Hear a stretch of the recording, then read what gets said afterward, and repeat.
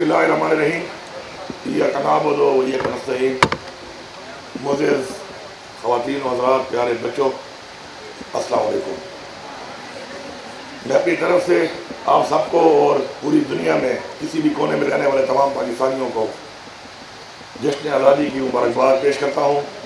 اور اپنے لیڈر عمران خان کو جو اس وقت پاکستان کی وجہ سے جیل میں ہے، اس کو بھی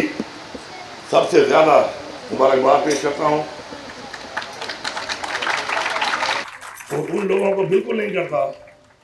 جنہوں نے پاکستان کا آئین توڑا، جنہوں نے مینڈیٹ چوری کیا، اور جنہوں نے پاکستان کے قانون کو توڑا، کسی بھی طرح سے خود توڑا یا سہولت کار بنے، تو وہ بالکل مستحق نہیں ہے ایک ایسے ملک جو ایک نظریے کی بنیاد پہ بنا تھا، اور اس کے اندر رہتے ہوئے اس ملک کے آئین سے وفاداری نہ کرنا میرے خیال میں ایک غداری ہے، اور ایسے لوگ بالکل مستحق نہیں ہیں کہ ان کو جشن آزادی کی مبارکباد دی جائے۔ نظریہ پاکستان اور پاکستان کا وجود ہمیں سکھاتا کیا ہے، میں اپنی نوجوان نسل کو یہ بتانا چاہتا ہوں۔ پاکستان کا وجود ایک خواب جو علامہ اقبال نے دیکھا، اس کی وجہ سے آیا۔ اس کا مطلب یہ ہے کہ ہمیشہ بڑے لوگ یا بڑا کام وہی کرتے ہیں جن کا خواب بڑا ہوتا ہے، اور اس کے بعد قائد اعظم کی کوششوں سے اور ہمارے آباء و اجداد نے مل کر لازوال قربانیاں دی، اور اس کے بعد یہ ملک ہمیں جو کہ اسلام کے نام پہ بنا اور ایک آزاد ملک ہمیں ملا۔ اس کے ساتھ ساتھ ہمارا قومی ترانہ، وہ ہمیں کیا سبق دیتا ہے؟ آپ جو لوگ یہ سن رہے ہوں یا جو لوگ اس کو سنیں بعد میں یہاں پہ موجود ہیں، آپ اکیلے جا کر ذرا گھر میں یہ قومی ترانہ ذرا اکیلے آپ پڑھنا، یا اس کو آپ ترنم کے ساتھ اسی طریقے سے جس طرح ہم اکٹھے ہو کے پڑھتے ہیں اس طرح آپ کوشش کرنا، تو میرے خیال میں 95% سے زیادہ لوگ ایسے ہوں گے کہ جو اس کو نہیں پڑھ سکیں گے، لیکن جب مل کے ہم پڑھتے ہیں اس کو تو ہر لفظ آپ کے ذہن میں پہلے سے آنا شروع ہو جاتا ہے۔ اس کا مطلب ہے اتحاد اور اتفاق،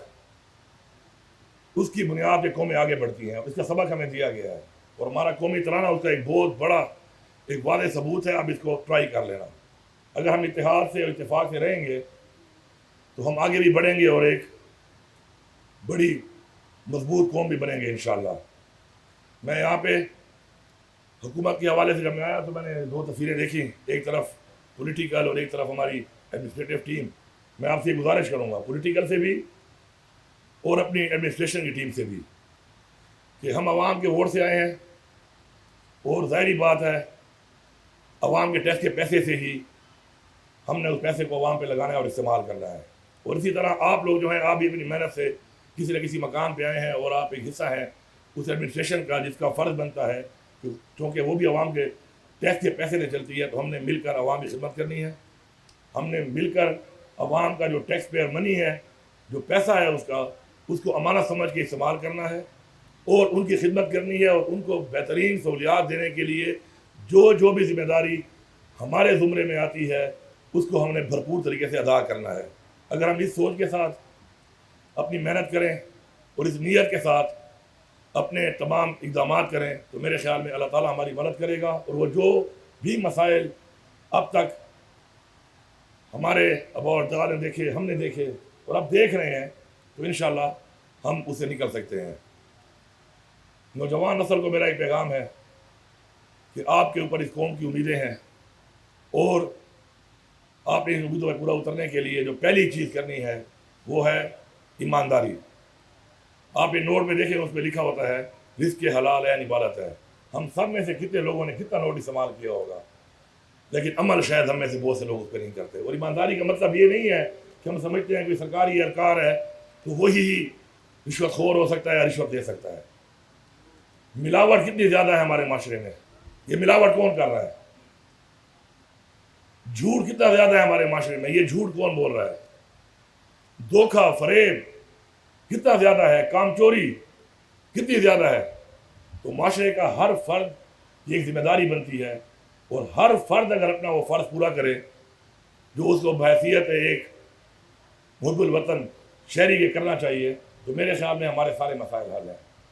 ایک اللہ تعالیٰ کی ذات ہے جو مکمل ہے، انسان مکمل نہیں ہوتا۔ اپنے ساتھ اپنے کولیگز، اپنے لوگ، ان کی رہنمائی بھی کریں، ان سے سیکھیں،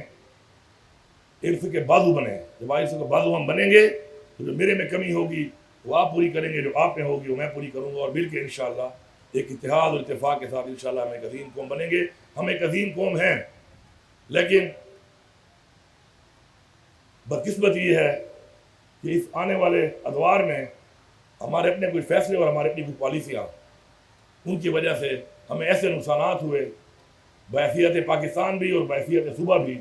کہ جن کا ازالہ کرنے میں ہماری بہت سے ہمارے پیسہ بھی لگ رہا ہے، ہماری جانی اور مالی قربانیاں بھی دینی پڑ رہی ہیں، اور ساتھ ساتھ ہمیں زیادہ محنت بھی کرنی پڑ رہی ہے. پیچھے نہیں ہٹنا، مقابلہ کرنا ہے. اللہ تعالیٰ نے فرمایا ہے کہ کوشش کرنی ہے آپ نے، باقی انشاءاللہ وہ کرے گا، لیکن نیت صاف ہونی چاہیے. انشاءاللہ اچھی نیت کے ساتھ، اتفاق کے ساتھ، اتحاد کے ساتھ انشاءاللہ ہم نے کام کر کے پاکستان کو انشاءاللہ ایک ایسا عظیم ملک بنانا ہے. جب دنیا میں کوئی کہے کہ میں پاکستانی ہوں تو لوگ ہم پر فخر کریں. آپ سب کا بہت بہت شکریہ.